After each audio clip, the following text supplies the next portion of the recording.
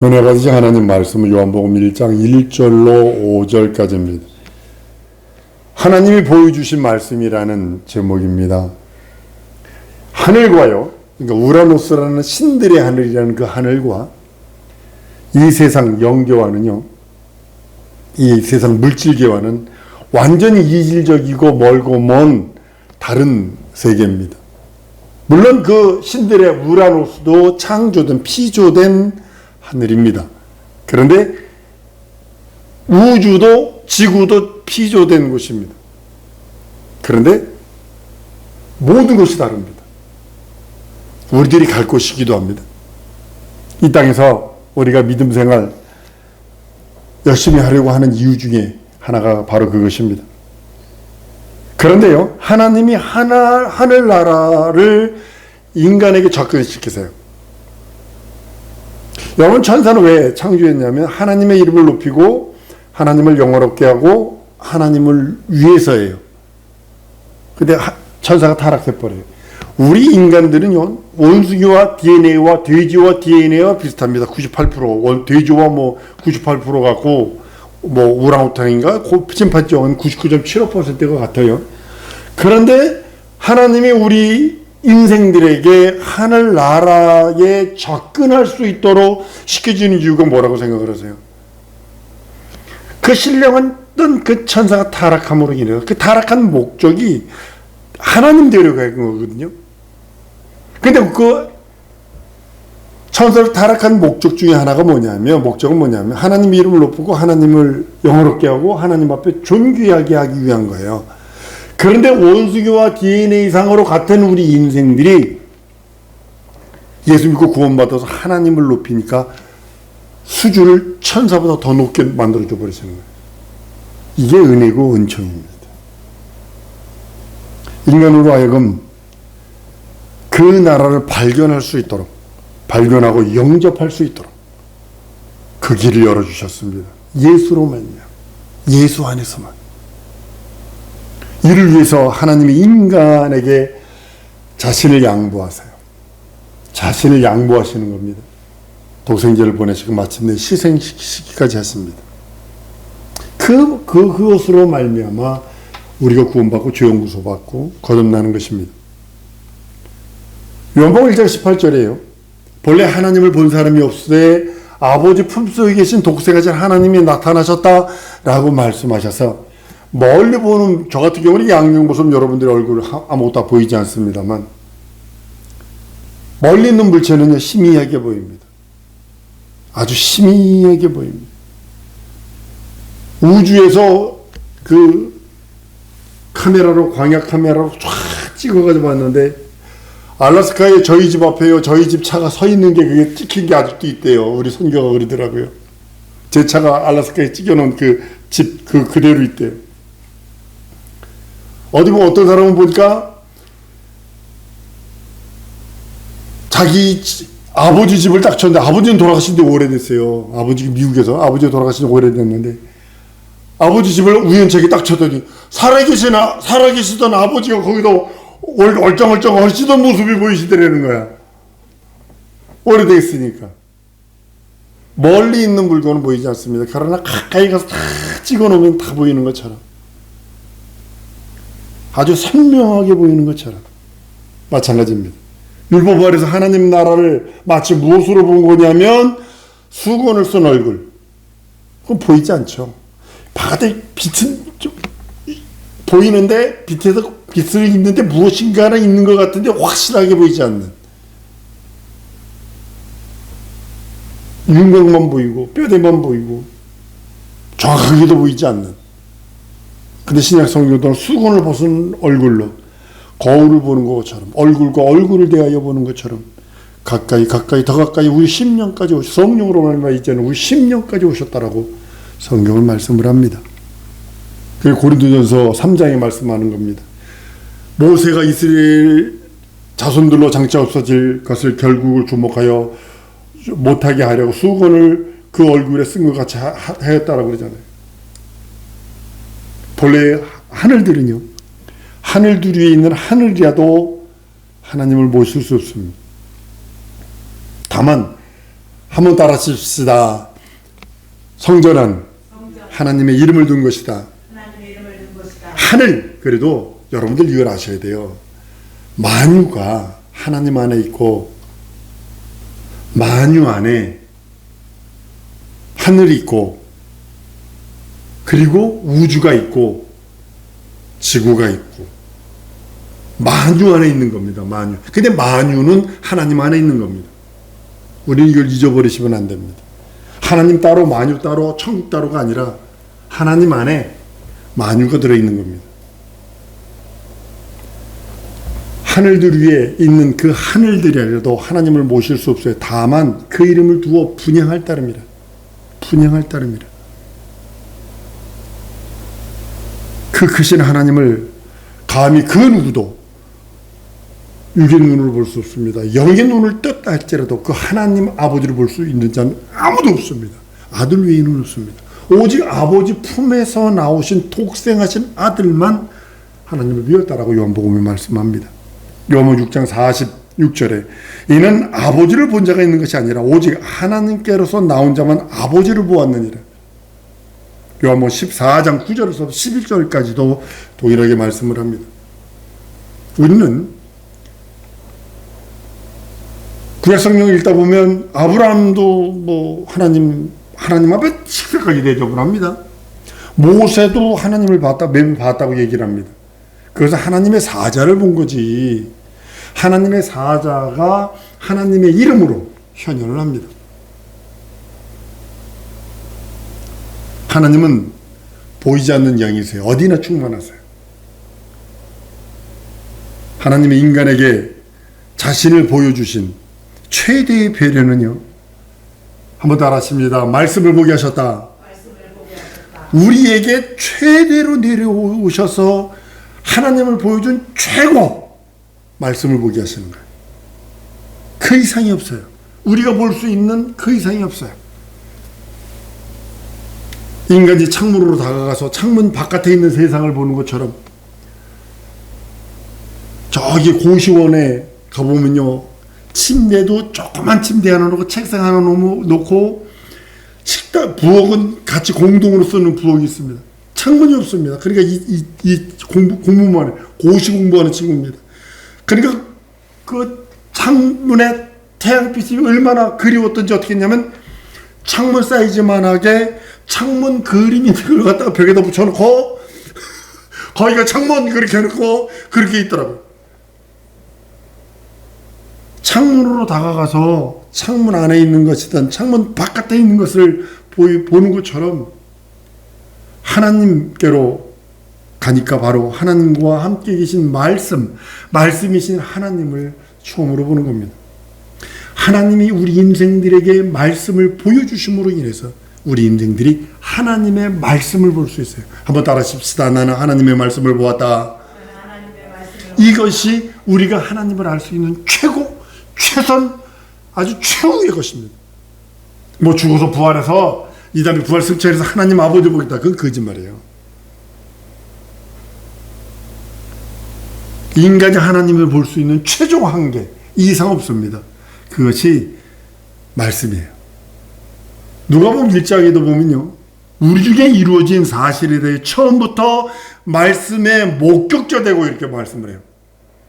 일꾼된 자들이 전하여 준 그대로 내력을 저술하려고 붓을 든 사람이 많은지라 이렇게 얘기를 합니다. 말씀의 목격자. 그래서 예수는 말씀이시다. 말씀이 육신이 되셨다. 예수는 말씀이시다. 동일한 소리입니다. 말씀이 하나님과 함께 했으니까 그 말씀이 곧 하나님이시다 라고 말씀하는 것입니다. 말씀이 육신이 되어 오신 하나님을 만나려 하지 아니하고 어떤 형체, 어떤 모양, 어떤 색깔, 어떤 그런 신비, 어떤 기괴한 그 어떤 것, 기암 괴석, 신비한 자연적 어떤 현상, 그것으로 하나님을 만나려 하니까 가장 높은 곳, 인간이 갈 수 있는 히말라야 산목 꼭대에 올라가서 인간 가죽으로 만든 가죽에다가 인간의 뼈로 만든 것에 인간 가죽으로 만든 그 북을 가지고 인간 뼈다구로 쳐가면서 하나님을 만나게. 그럼 이런 곰퉁이 같은 짓, 주주받은 짓이고, 그건 영원히 하나님을 배울 수 있는 유일한 방법, 하나님 말씀으로 만나는 겁니다. 어떤 형체로 만나는 것은 우상입니다. 어떤 색깔로 만나는 것도 우상입니다. 어떤 모양으로 만나는 것도 우상입니다. 백인, 황인, 흑인 그렇게 만나는 것 아닙니다.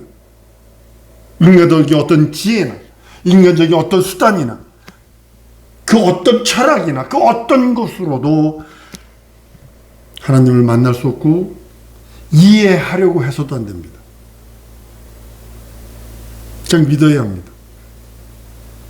과학적으로, 의학적으로 못 믿는 건 너무 많으니까요. 안 믿어지는 게 너무 많으니까요. 하나님이 배려하신 방법에 의해서만 하나님을 만날 수 있고, 그것이 최종적이고 완벽한 말씀입니다. 우리가 하나님이 배려하신 그 말씀을 가지고 하나님을 만나는데 최종적인 방법, 완벽한 방법으로 하나님을 만나는 방법은 말씀입니다. 오늘 본문 말씀처럼 태초에 말씀이 계시나 이 말씀이 하나님과 함께 계셨고 이 말씀은 곧 하나님이다. 그렇게 말씀하고 있는 것입니다.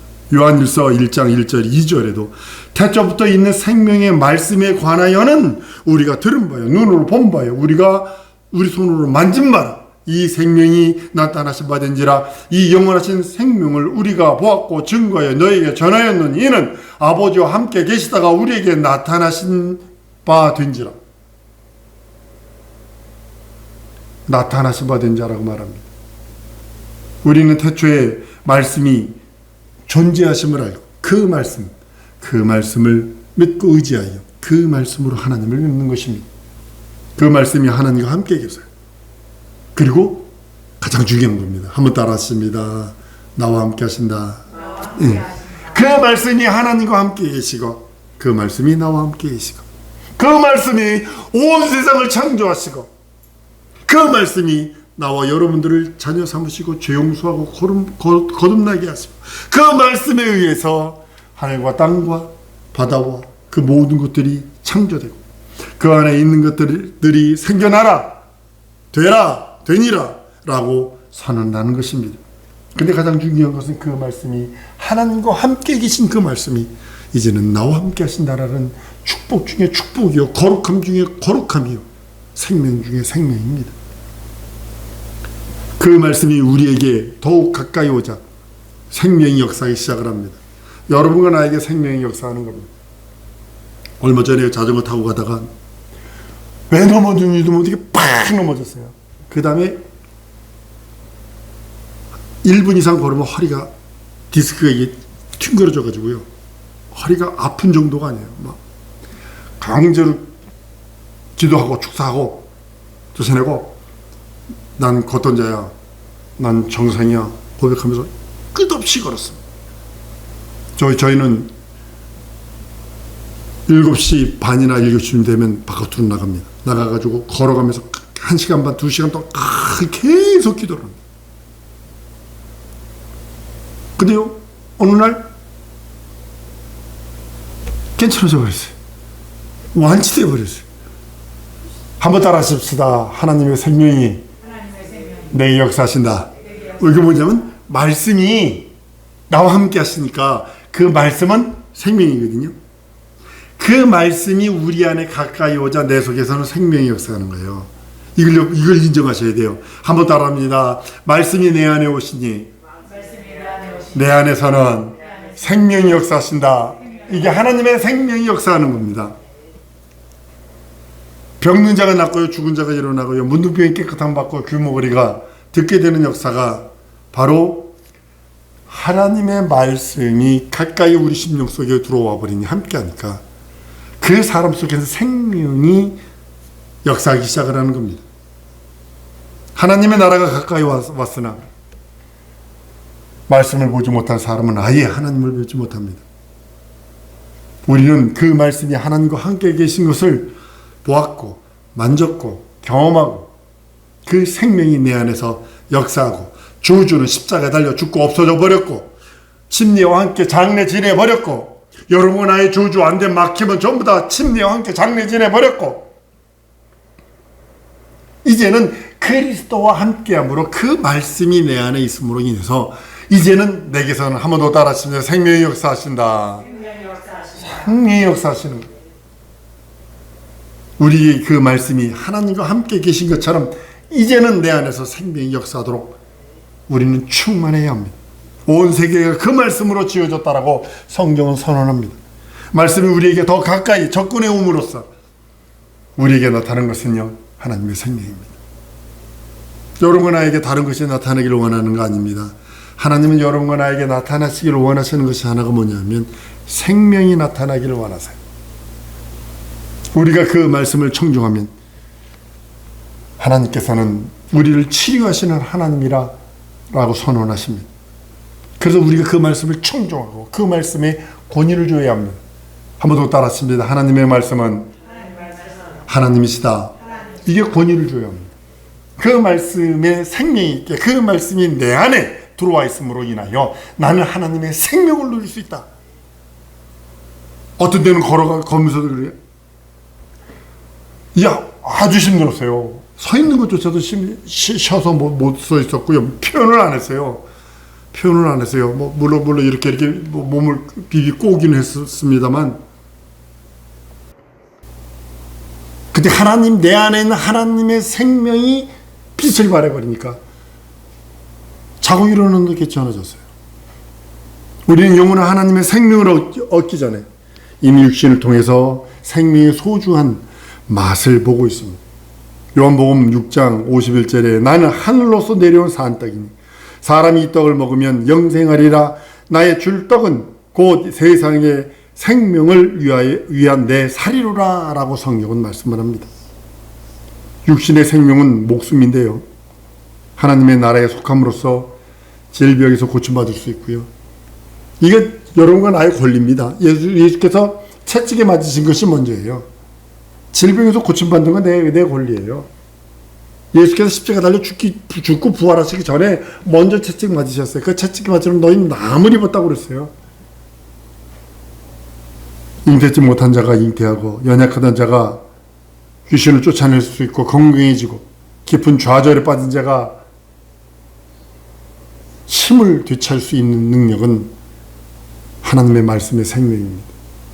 말씀이 그 안에 있으면 그 생명으로 생명을 보게 되는 것입니다.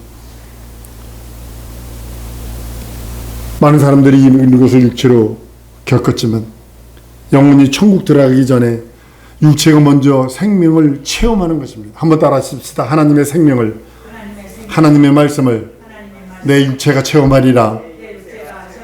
내 육체만 체험하는 것이 내 환경이, 내 자녀가, 내가 있는 곳이 다 체험하여 하나님의 생명이 체험해야 됩니다. 신유는요, 육체에 하나님의 생명이 접근해 오고 있음을 강하게 역사하는 것입니다. 감각적으로. 어떻게 하나님을 감각적으로 알 수 있을까? 신유를 통해서. 하나님이 눈에 보이지 않는데, 눈에 보이지 않는 그분이 그 생명으로 말씀, 곧 그 말씀 생명을 통해서 그 말씀이 곧 하나님이라 하셨으니 그 말씀을 통하여 내 감각, 육체라고 하는 원숭이와 99.75%, 돼지와 98% 같은 내 육체가 하나님을 경험할 수 있는, 감각적으로 느낄 수 있는 것이 신유라는 거죠. 많은 사람은 신유가 2단이요 3단 배운 거니 병 고치는 것이야. 그런 사람 다 고소해버려야 돼. 신유하는 사람 다 고소해버려야 돼. 정신 나간 목사들 그럴지라도 그 사람들은 그렇게 하라고 그러세요. 여러분, 저주받는 방법이 여러 가지예요. 스스로 저주받는 사람은 수룩합니다. 가만히나 있으면 중간이라도 가는데, 신유는 사람의 영혼에 있는 하나님의 말씀의 빛이 나타나는 거예요. 하나님의 말씀의 빛이 나타나는 거예요. 하나님의 나라가 우리에게 점점 가까이 다가오자 하나님의 나라의 생명이 우리 육체, 여러분의 육체에, 가정, 현실, 상황, 처지, 자녀, 기업에 그까지 임하고 우리 영혼 속까지 깊이 파고드는 것입니다. 우리는 하나님과 함께 계신 말씀을 보았습니다. 그 말씀이 내 영혼의 생명이 되는 것입니다. 이 말씀이 가까이 하게 되면 그 말씀으로 인해서 말씀이 온 세계가 지어지를 깨닫게 되고 예수의 한 그 모든 말씀을 믿고 의지하게 됩니다. 조금 더 말씀이 더 가까이 가면 그 말씀이 인간의 감각에 생명이 부딪히기 시작을 합니다. 그리고 마침내 우리 영혼의 빛이 되어 뚫고 들어옵니다. 요한복음 8장 12절에 예수께서 또 일러 가라사대 난 세상의 빛이니 나를 믿는 자는 어둠에 다니지 아니하고 생명의 빛을 얻으리라. 요한복음 1장 4절에도 그 안에 생명이 있었으니 이 생명 사람들의 빛이라. 빛이 진리의 빛 하나님의 말씀의 빛이 이 세상에 왔지만 이 세상은 알지 못했다라고 우리 본문 말씀에 말합니다. 침례 요한이 빛에 대하여 증거로 온 자입니다. 예수가 참빛이었는데 세상은 그를 보지 못했어요. 하나님 이스라엘 백성을 출애굽시킬 때 내 백성이라고 선언하십니다. 율법을 주었지만 빛은 오지 않았어요. 아직 주지 않았어요. 그들은 말씀이 생명이 있는 것까지만 봤지만 빛을 보지 못했어요. 말씀을 순종하여 육체는 치료받았지만 참빛이 영혼에 들어가서 영혼의 모든 주주, 억압, 안됨, 막힘을 허물어버리는 영원한 하나님의 생명의 빛을 경험하지 못했습니다. 그러나 우리에게는 그 빛이 영원 전에 그 영생의 생명의 빛이 우리 뼛속은 물론이고요. 우리 영혼까지 들어와 있습니다. 엑스레이를 보시면 엑스레이가요. 초음파 엑스레이 MRI 같은 거 보면요. 보이지 않는 빛으로 찍는 거거든요. 그 빛으로 조금 근육, 신경까지 뭘 찍기 전에는 약을 먹고 어딜 때 위에 약을 먹고 어떤 때는 주사기로 혈관에다 뭘 집어넣어서라도 막 이렇게 해가지고 그걸 찍어냅니다. 이렇게 빛이 뼛속은 물론 우리 영혼 속에 들어와서 우리가 변해요. 옛말에 사람은 고쳐 쓰는 게 아니라 그러잖아요. 근데 성령만이 고쳐 쓸 수 있어요. 성령만. 이 영광의 빛만. 하나님의 말씀은 살았고 운동력이 있어. 혼과 영과 및 관절 고수를 찔러 쪼개기까지 하시며 또 마음의 생각과 뜻을 감찰하신다라고 11서 4장 12절에 말씀을 합니다.